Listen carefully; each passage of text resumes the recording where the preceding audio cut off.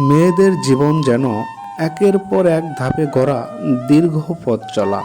প্রথমেই তারা জন্ম নেয় কারো মেয়ে হয়ে, তারপর হয়ে ওঠে বোন, স্ত্রী, মা। প্রতিটি পরিচয়ের ভিতরে থাকে কিছু না বলা ছাড়, কিছু অভ্যস্ত হয়ে যাওয়া ত্যাগ। শুরুর দিনগুলো অন্যের কথায় নিয়ম হয়ে দাঁড়ায়। কখনো ভাইয়ের সংসারে নিজেকে খাপ খাওয়াতে হয়, আবার কখনো স্বামীর সংসারে।